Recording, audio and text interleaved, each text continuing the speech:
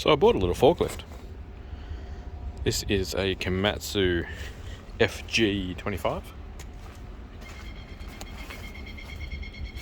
Little 8,100 pound forklift. So it weighs about 3.8 tons and can lift 2.5, which I believe that's what the fg25 stands for. I say S means Series 2. A little Nissan 2-litre gas motor in it. There's your LPG set up over there. Hydraulic pump up top for the powered steering. Alternator, water pump, drive shaft through the centre. Starter motor up front. Brake assembly, hydraulic valve assembly. Very simple little darling.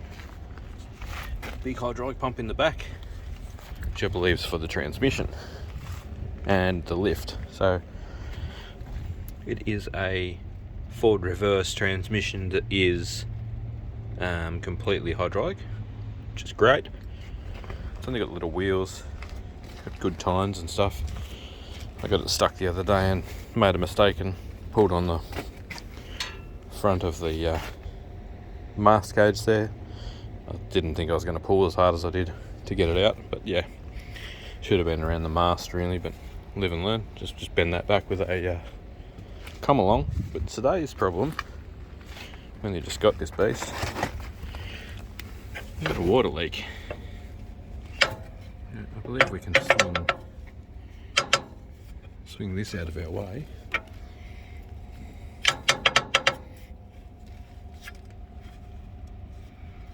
We can swing the battery tray out of the way. So I'm just going to get that hose clamp undone. Cut the end of that hose off and put it back on for the time being. And we'll get some new ones soon, because they're all going to be in probably about the same condition.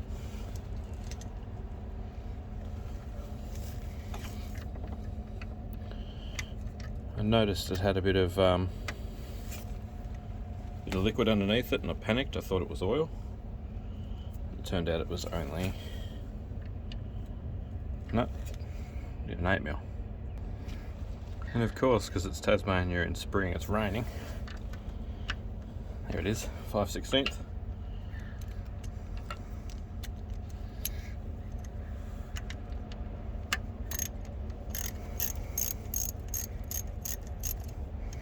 So I got this little beast for 2.5 grand, which I think's glorious. Starts, it runs, moves, lifts and lowers easy. We can afford to do some work to it.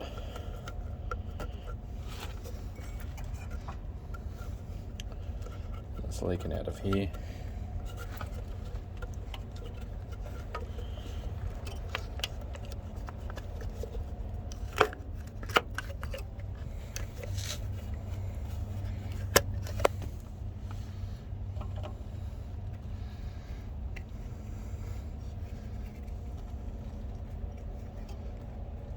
The rubber's just destroyed, as you can imagine.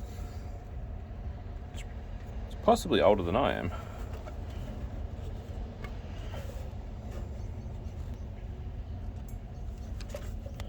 Get that hose clamp back on.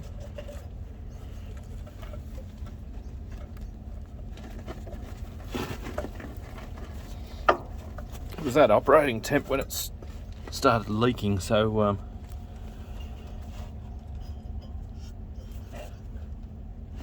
pushed a bit of water out. There we go, we'll do that back up there. It did have what looked to be coolant in it.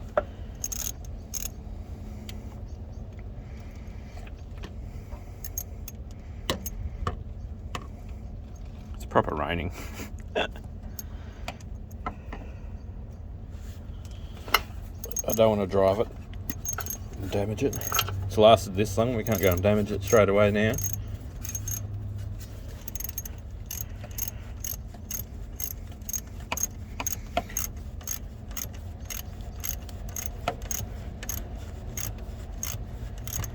Radiator open, I'll go and get some fluid.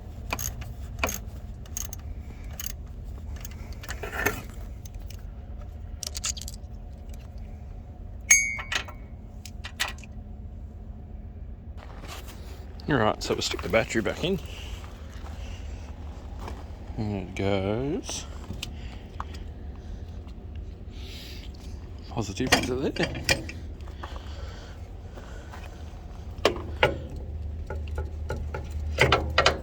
Swing it.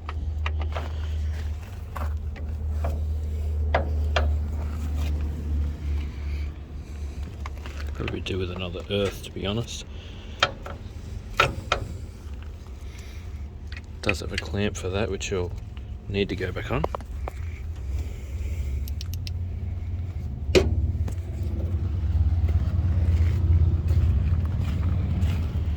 Might purge the gas so that she's ready to start as we're adding water.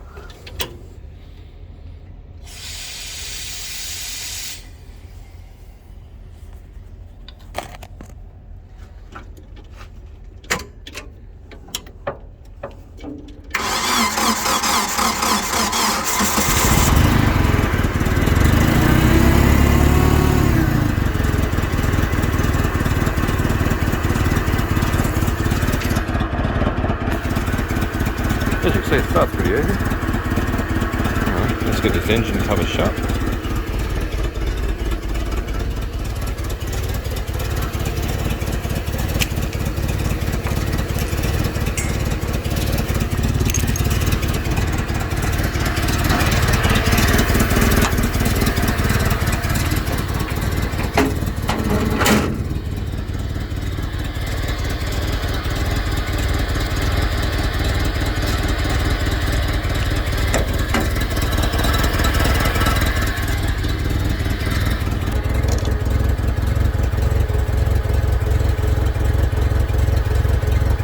Something you've got to think about with a propane gas forklift is they have to convert the liquid to vapour, and they need that to be water cooled or heated so it doesn't freeze.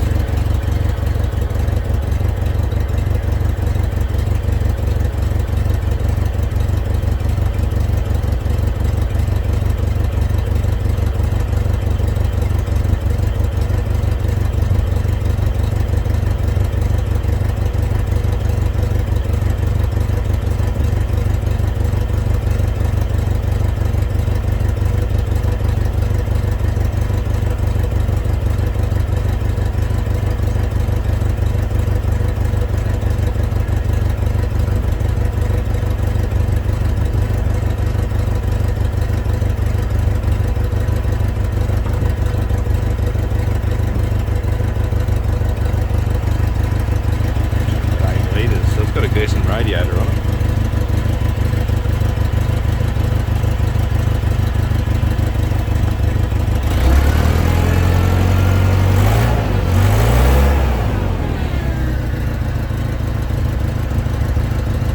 It's surprising, it doesn't sound like it'll be that strong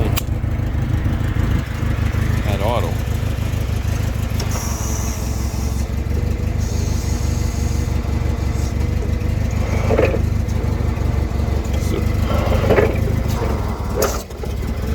Tilts and lifts and lowers, no worries. Transmission's great.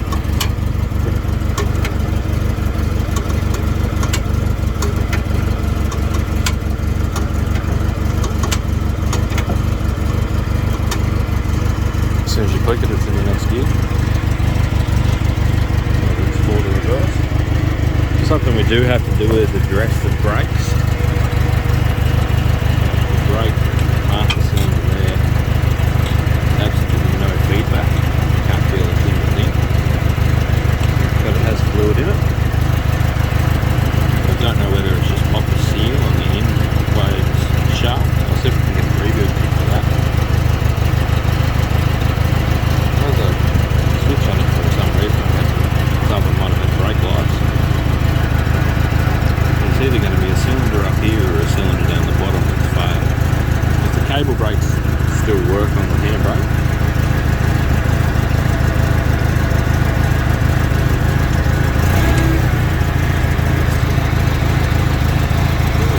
Cut off that cable. It's going to leave this one because I've operated temperature. Coolant level, I think it was a cool concentrated shed. Let's see if I that in there.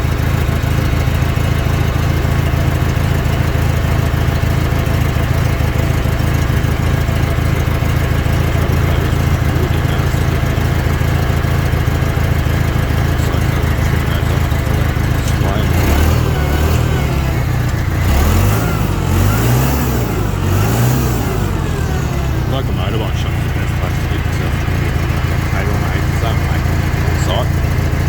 So the hydraulic disconnect for the transmission still works there. That's that mechanism on the outside.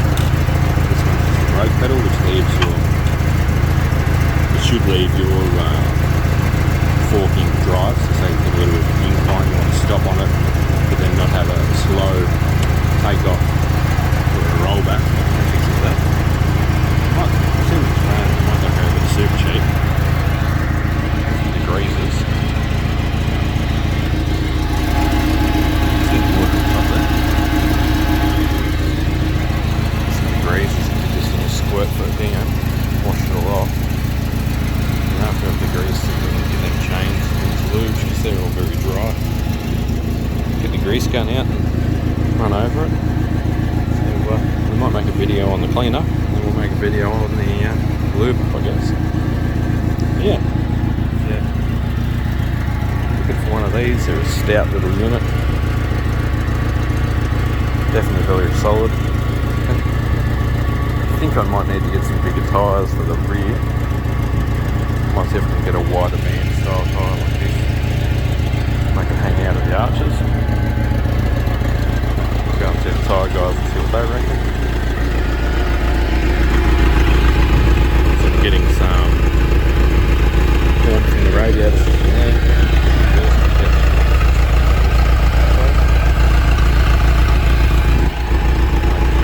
That hydraulic pump gets to create a bit of heat. Let's see, ticks on right. Not too fumy. Seat. It's got a little tractor seat that sits on for that.